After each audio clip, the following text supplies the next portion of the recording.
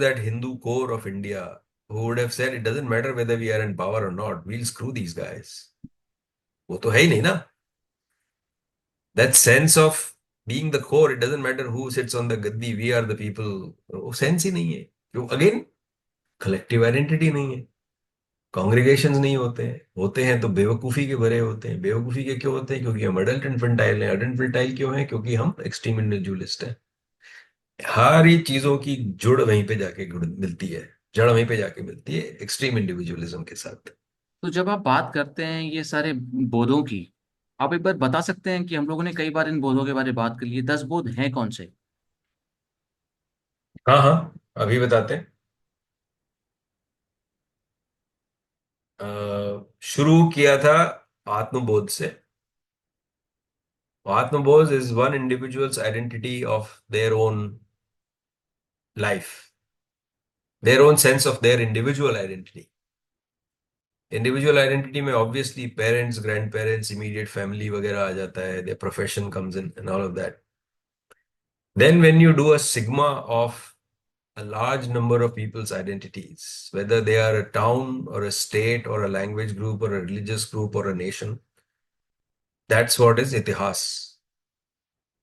इतिहास बोध वहां से आता है.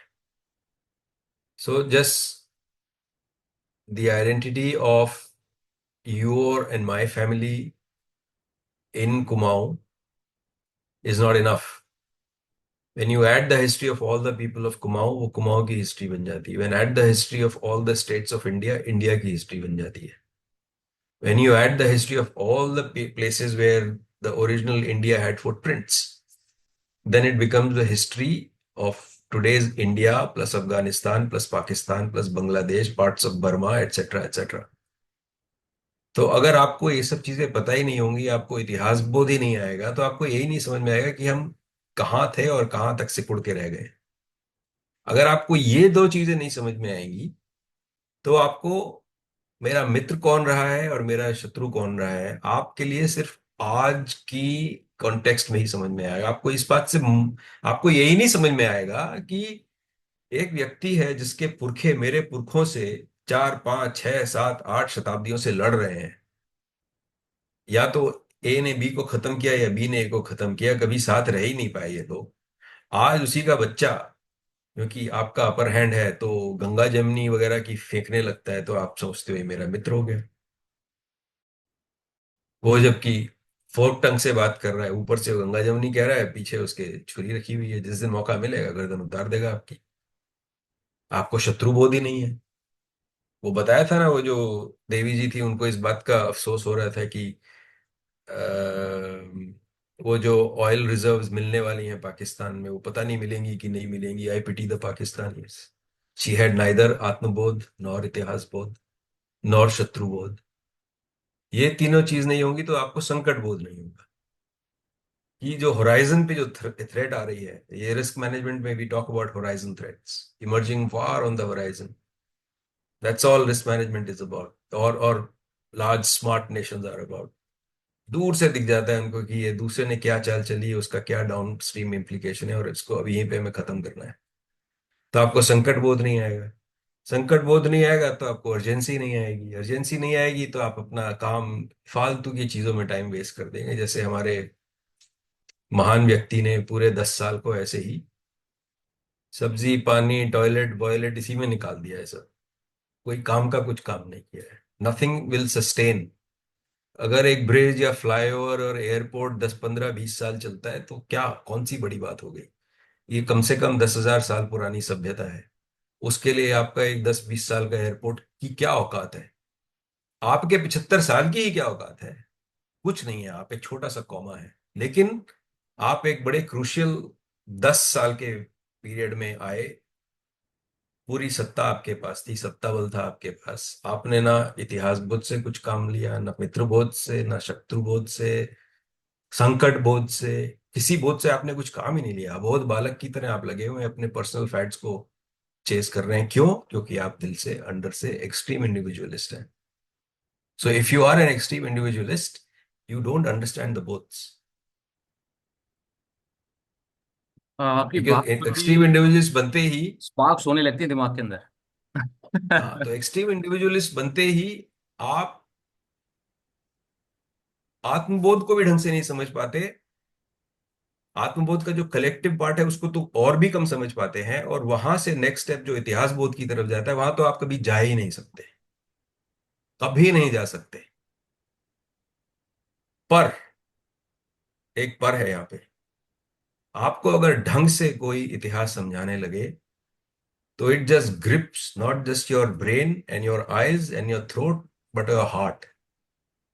It just grips you.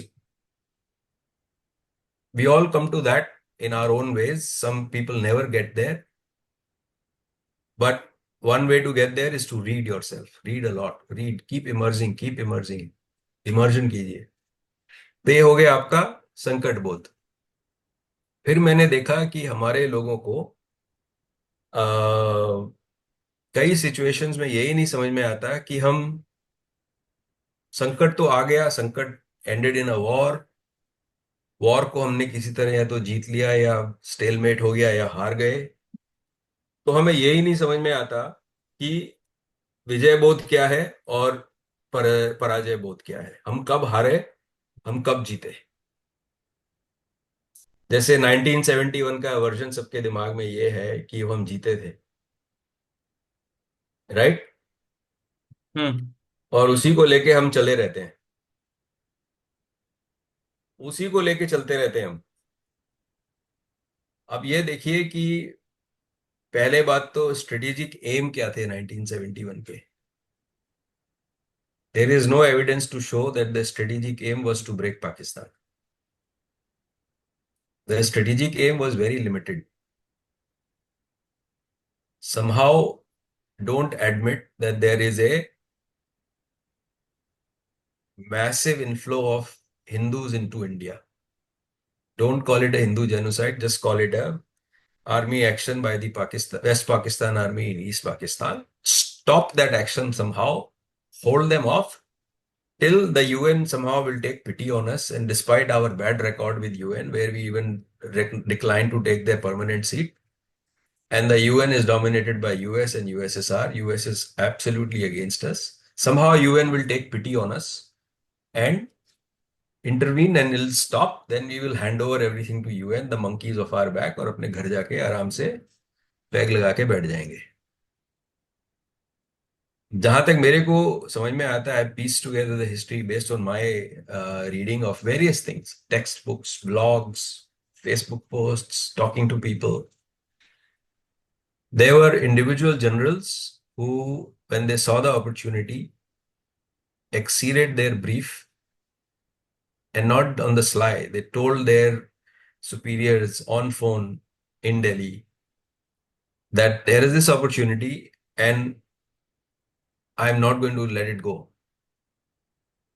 So when these people were told कि हमारा काम सिर्फ इतना है कि hold off the Pakistani army, this guy said, no, I can take Dhaka. So the guy from Delhi said, no, no, no, no, you will not. That's not our aim. He said, what aim? You can't stop me. He was a true soldier with many, many centuries of soldierly history and that blood in him. General Sagat Singh.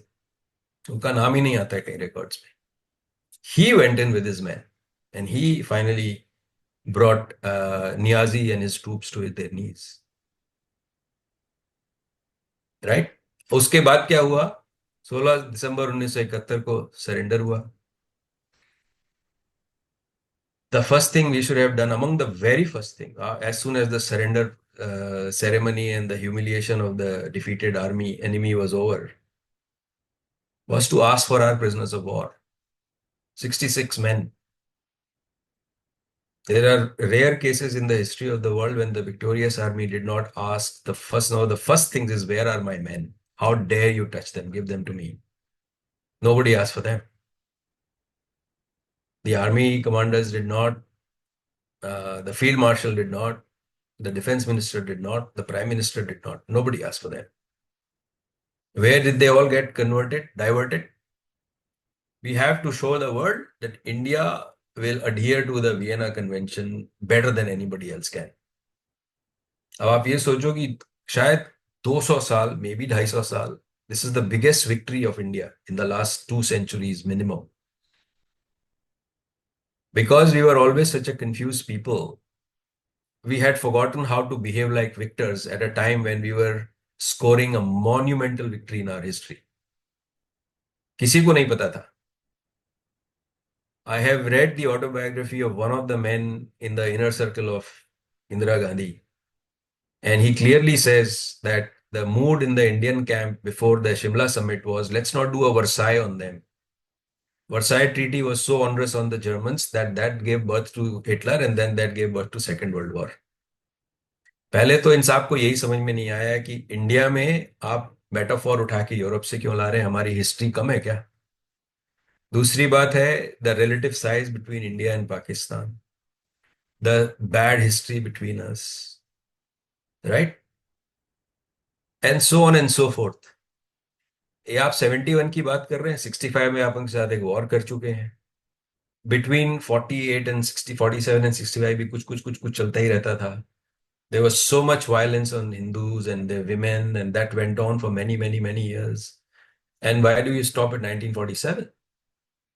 Go back. Because हमें इतिहास बोध नहीं था, हमें समझ में नहीं आया कि ये जो इंसिडेंट है ये एक 16 दिसंबर 1971 का इंसिडेंट नहीं है. It's part of a 1300-year-old non stop series. तो आया फिर वो Shimla summit in the middle of 72. किसी को पता ही नहीं था कि हमारा एम क्या है. Whereas we know by now that Bhutto told his daughter that if required I am willing to give Lahore so that we can get these men back. He knew how important it was for him to get his men back. He had a sense of इज्जत, गैरत जिसे बोलते हैं पाकिस्तानी उर्दू में. हमारे लोगों को कुछ नहीं पता था. एज विक्टर्स ऑल्सो हमको पता नहीं था कि गैरतमंद बिहेवियर क्या होता है. This is all adult infantilism. We can not handle adult topics. अच्छा, फिर दूसरी बात, 1947 से 71 तक 24 साल हुए हैं. उस 24 साल में हमारे लोगों के ऊपर हर तरह की यातनाएं हो गई वहां पे. और 71, 70, 71 में तो after the election of Pakistan वो यातनाएं हद से ज्यादा बढ़ गई. मेरे ख्याल से उतना 47 में भी नहीं हुई थी जितनी 71 में हुई. किसी ने ये नहीं कहा कि ये तो हमारी जमीन है भाई, हमने प्यार से थोड़ी दी थी, जबरदस्ती ली गई थी हमसे. अब हम जीत गए तो वापस दे रहे हैं. हमारी जमीन है, हमारे लोग हैं, वो अपने खेत और बड़ी बड़ी जमींदारियां और क्या क्या छोड़ के आए हैं वहां से. और वैसे भी अगर वेस्ट और पाकिस्तान और ईस्ट की बात कल्चर पे हो रही है और वो कहते हैं बंगाली हमारी भाषा है, उर्दू नहीं है, तो बंगाली भाषा, बंगाली तो बॉर्डर के इधर भी बोली जाती, उधर भी बोली जाती. तो ये जमीन हम अपने अपनी रखते हैं, हमारे पास है, हमारी जमीन है. पर वो क्यों नहीं हो पाया? क्योंकि हमें विजय बोध पराजय बोध की समझ ही नहीं थी. On what parameters will be got विजय, what is it that we want to see at the end of this battle. हर बैटल का एक पॉलिटिकल एम होता है. Battle is not an end in itself. Unless you are a military general, then it's an end in itself.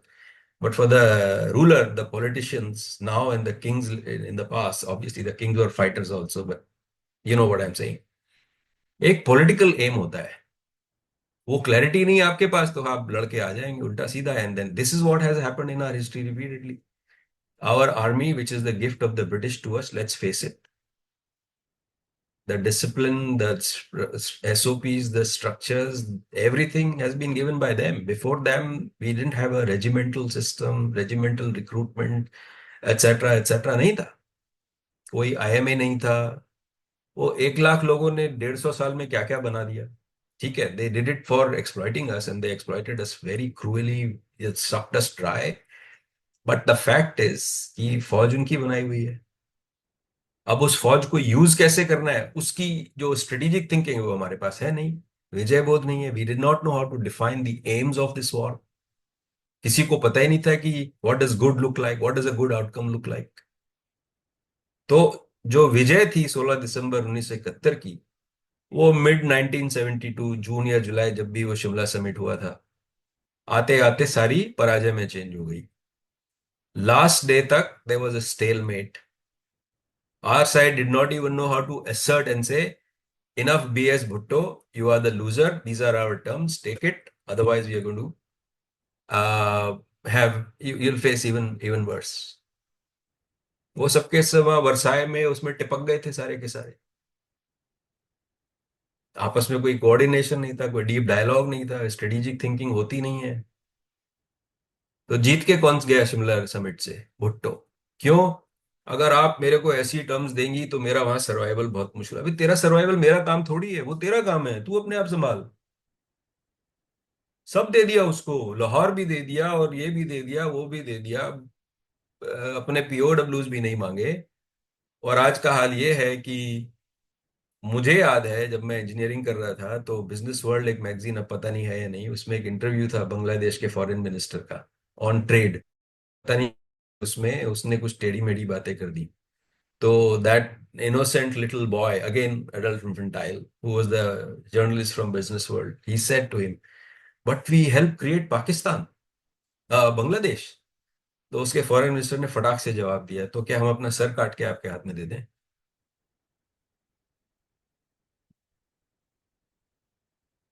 कोई control नहीं हमारा, और a country that we brought into being which was our own land 24 years back.